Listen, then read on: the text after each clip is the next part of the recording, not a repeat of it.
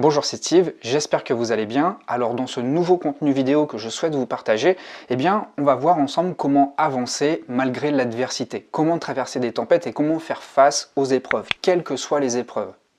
Alors si vous me suivez régulièrement, vous n'êtes pas sans savoir qu'actuellement, je ne vais pas rentrer à nouveau dans les détails, mais voilà, il y a beaucoup de choses qui changent dans ma vie, beaucoup de choses qui me traversent, qui me chamboulent, ça crée des tempêtes émotionnelles et j'aimerais vous partager la démarche que je mets en place sans essayer d'être parfait, mais en tout cas, je fais de mon mieux et je vous partage mon expérience de la situation en vous montrant comment je fais de mon mieux en tout cas pour ne pas me disperser, pour ne pas me décontenancer et justement rester sur ma voie et garder la tête hors de l'eau. Alors juste avant de rentrer dans le dur du sujet, c'est le printemps et j'ai décidé de mettre en place un pack. Ce pack, je l'ai nommé le pack Renaissance spécial hypersensible. Ce pack, c'est un pack de 3 formations dans lequel vous allez pouvoir profiter de la formation sur le pouvoir de la confiance en soi pour pouvoir démarrer n'importe quel projet en capitalisant sur ses propres compétences, sur sa propre expérience de vie.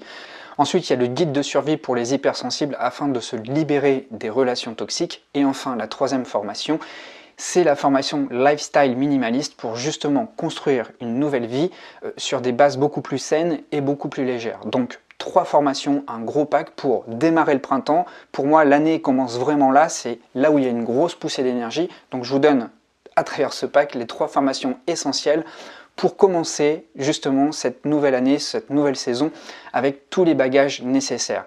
Si vous réservez ce pack avant jeudi, je vous offre en plus, en bonus, la masterclass S'affirmer en restant vrai. Donc, comme je vous l'ai dit, lorsqu'il y a une tempête qui vous traverse, lorsqu'il y a des événements qui surviennent de manière inattendue et qui viennent ébranler votre quotidien, qui viennent remettre en question tout votre équilibre, le principal, c'est de ne pas résister. C'est normal d'avoir dans un premier temps cette posture-là, celle de vouloir résister pour conserver tout ce qu'on a. Alors la maison tremble et on se crampe au pilier pour faire en sorte que la maison reste stable. Mais en faisant ça, en fait, vous allez manquer d'agilité, vous allez manquer de souplesse et c'est souvent comme ça que tout votre équilibre va craquer.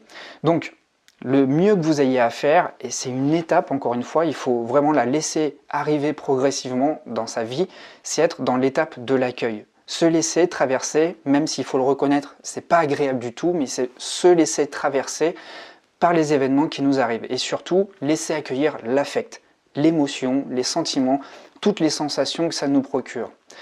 C'est en accueillant tout ce ressenti, c'est en accueillant toutes ces sensations, même si elles ne sont pas agréables, que vous allez enfin savoir ce qui est vraiment prioritaire pour vous. Parce que en se laissant traverser par cela, vous allez mettre la lumière sur ce qui est important pour vous, pour votre équilibre, sur vos priorités, sur les choses que vous souhaitez développer, sur les choses sur lesquelles ce n'est pas négociable, d'accord ? Sur les choses où vous savez que vous n'allez plus faire de compromis. Et s'il y a vraiment une opportunité à tirer de ces événements-là, même s'ils sont douloureux, même s'ils sont tristes, même s'ils vous mettent en colère, c'est cette opportunité, c'est vraiment mettre la lumière sur ce qui a vraiment de la valeur sur vous. Et ces événements douloureux, dites-vous qu'ils ont toujours une portée positive parce qu'ils vous permettent justement de mettre en avant, de prioriser et de protéger ce qui est cher pour vous. Alors lorsque vous vous laissez traverser par ces événements, par cette tempête émotionnelle qui est là, vous allez pouvoir entrer dans un processus introspectif. Ce processus introspectif va vous aider justement à reconnaître ce qui est important et ce qui l'est beaucoup moins. Et vous savez, il n'y a pas vraiment de mauvaises expériences. Même si on vit une expérience désagréable, on ne peut pas dire qu'elle soit mauvaise dans le sens où elle vous permet de prioriser, en tout cas de souligner ce qui est vraiment essentiel pour votre équilibre, pour votre bien-être et pour tous les projets que vous souhaitez développer par la suite. Là où ça peut devenir un problème, c'est lorsque vous êtes dans la résistance, lorsque vous vous cramponnez à ce que vous avez perdu. C'est la meilleure manière d'être dans le regret, mais aussi d'être dans le ressentiment, ce qui peut faire naître beaucoup de rumination mentale et puis des sentiments qui vont se nécroser en vous, de la colère non exprimée, de la tristesse non exprimée peut donner naissance par la suite à de la haine. Tant qu'on n'a pas mis la lumière dessus, on va se mettre à répéter ces schémas par la suite. Tout ce qui n'est pas conscientisé, tout ce qui est refoulé, finit toujours par refaire surface. Vous pouvez imaginer ces schémas-là comme des fossiles. Et tant que vous n'avez pas mis la main sur ces fossiles, par différents mouvements de la vie, vont toujours refaire surface, et ils seront toujours là et ils se représenteront toujours à vous.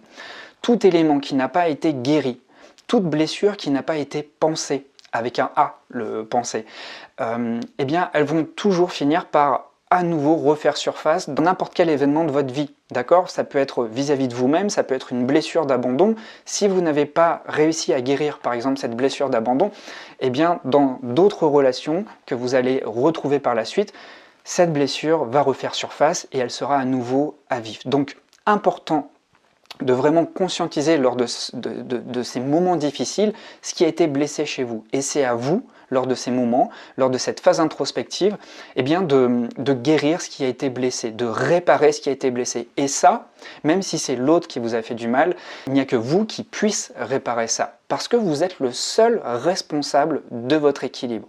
Donc, ça demande beaucoup d'amour pour soi, beaucoup d'autocompassion, beaucoup d'empathie pour soi.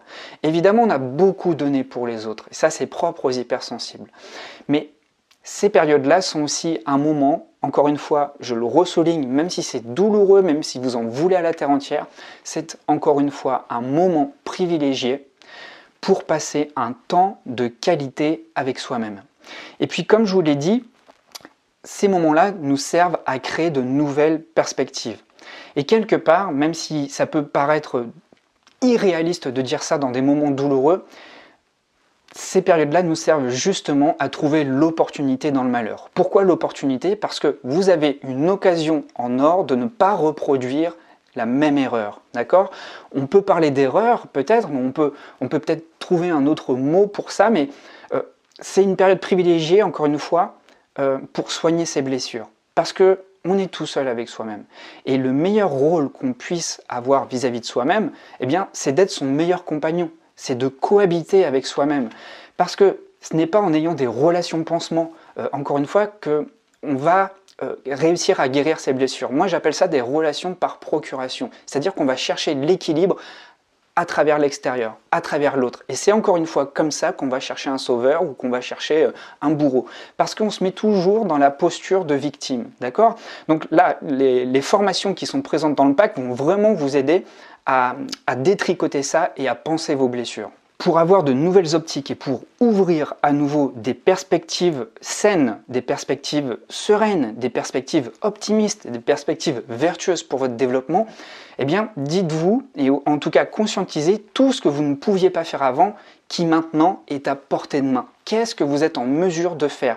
En quoi le vide qui a été procuré par de la tristesse, par de la colère, par des déchirements, par de l'abandon, par du rejet, peut devenir, à travers un travail de soins personnels, à travers un travail de transformation, en quoi ça peut devenir un nouvel espace de liberté pour justement mettre en place, développer des parties de votre personnalité que vous n'étiez pas en mesure de faire auparavant, parce que les circonstances ne le permettaient pas, parce que vos relations ne le permettaient pas, parce que le contexte ne le permettait pas. Donc c'est en ça qu'on s'inscrit dans la résilience, c'est que une fois qu'on a accueilli ce malheur, une fois qu'on a accueilli cette tristesse, une fois qu'on a accueilli cette vague émotionnelle, on sait ce qui est nécessaire pour notre équilibre, pour nos priorités. On sait quelles sont nos priorités, on sait quels sont nos besoins, on sait quelles sont nos valeurs sur lesquelles on doit miser toute notre attention pour justement s'apporter l'amour qui est nécessaire, pour s'apporter toute l'attention qui est nécessaire pour notre équilibre. Qu'est-ce qu'on peut mettre en place qu'on ne pouvait pas mettre avant? C'est comme ça qu'on arrive justement à sortir la tête de l'eau, à aller de l'avant et justement à retrouver le goût de l'action, retrouver le goût du projet parce qu'on se dit oui à soi. On se dit oui à soi lorsqu'on accepte enfin de se guérir et de faire la paix. C'est le principal. Faire la paix va vous permettre justement d'entrevoir de nouvelles perspectives et de faire face à cette épreuve douloureuse. Je le répète, il n'y a pas de mauvaise expérience. Encore une fois, même si une expérience est douloureuse, ça ne veut pas dire qu'elle constituera le substrat nécessaire pour créer à nouveau de nouvelles expériences positives.